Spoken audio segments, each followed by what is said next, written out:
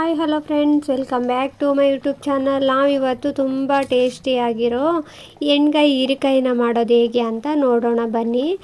ನಮ್ಮ ಚಾನಲ್ನ first time visit ಮಾಡಿದ್ರೆ ಸಬ್ಸ್ಕ್ರೈಬ್ ಮಾಡ್ಕೊಳ್ಳೋದು ಮರಿಬೇಡಿ. ನಾನು ಅರ್ಧ ಕಿಲೋ ಹೀರೆಕಾಯಿನ ಸಿಪ್ಪೆನ ತೆಗೆದುಬಿಟ್ಟು ತಗೊಂಡಿದ್ದೀನಿ ನೋಡಿ. ಈಗ ತೆಗೆದು ತೊಳೆದು ತಗೊಂಡಿದ್ದೀನಿ. ಈಗ ಕಟ್ ಮಾಡ್ತಾಯಿದ್ದೀನಿ. ನಾನು ಕಟ್ ಮಾಡಿ ತೋರಿಸ್ತೀನಿ. ಈ ರೀತಿಯಾಗಿ 4 ಹೋಳನ್ನು ಕಟ್ ಮಾಡ್ಕೋಬೇಕಾಗತ್ತೆ.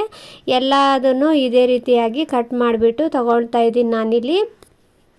ಈ ರೀತಿಯಾಗಿ ಮಾಡ್ಕೊಂಡು ತಿನ್ನೋದ್ರಿಂದ ಯಾರು ಹೀರೆಕಾಯಿ ಅಂದರೆ ಇಷ್ಟ ಇರಲ್ವೋ ಅವರು ತುಂಬಾ ಇಷ್ಟಪಟ್ಟು ತಿಂತಾರೆ. ಒಮ್ಮೆ ಟ್ರೈ ಮಾಡಿ ಹೀರೆಕಾಯಿ ಎಣ್ಗಾಯಿನ, ತುಂಬಾ ಚೆನ್ನಾಗಿರುತ್ತೆ ರೊಟ್ಟಿಯ ನಂತರ ಬಿಸಿ ಬಿಸಿ ಅನ್ನದ ಜೊತೆ.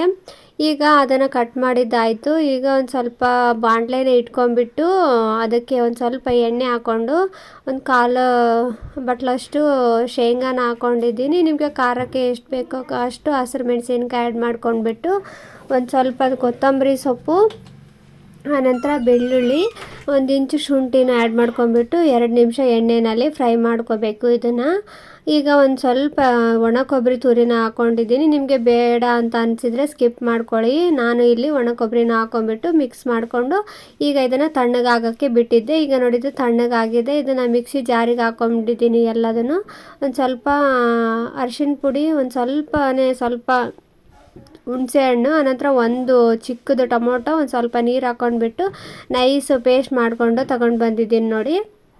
ಈಗ ಏನು ಬಾಣಲೆ ಇಟ್ಕೊಂಡಿದ್ವಲ್ಲ ಅದೇ ಬಾಣಲೆಗೆ ಮತ್ತೆ ಎಣ್ಣೆನ ಹಾಕ್ಕೊಂಡ್ಬಿಟ್ಟು ಜೀರಿಗೆ, ಈರುಳ್ಳಿ, ಆನಂತರ ಇದಕ್ಕೆ ನಾವು ಏನು ಮುಂಚೆನೇ ಕಟ್ ಮಾಡಿ ರೆಡಿ ಮಾಡಿ ಇಟ್ಕೊಂಡಿದ್ವಲ್ಲ ಆ ಹೀರೆಕಾಯಿನ ಹಾಕ್ಕೊಂಡ್ಬಿಟ್ಟು ಚೆನ್ನಾಗಿ ಎಣ್ಣೆನಲ್ಲೇ ಒಂದು 2ರಿಂದ 3 ನಿಮಿಷ ಫ್ರೈ ಮಾಡ್ಕೋಬೇಕಾಗುತ್ತೆ. ಇಲ್ಲಾಂದರೆ ಹೀರೆಕಾಯಿ ಚೆನ್ನಾಗಿ ಕುದಿಯೋದಿಲ್ಲ. ಇದಕ್ಕೆ ಎಷ್ಟು ಸಾಧ್ಯನೋ ಅಷ್ಟು ಎಳೆ ಹೀರೆಕಾಯಿನೇ ತಗೊಳ್ಳಿ, ಆವಾಗ ಮಾತ್ರ ಟೇಸ್ಟು ತುಂಬ ಚೆನ್ನಾಗಿರುತ್ತೆ. ಬಿಸಿ ಬಿಸಿ ರೊಟ್ಟಿ ಜೊತೆ ಅಂತೂ ತುಂಬಾ ಚೆನ್ನಾಗಿರುತ್ತೆ.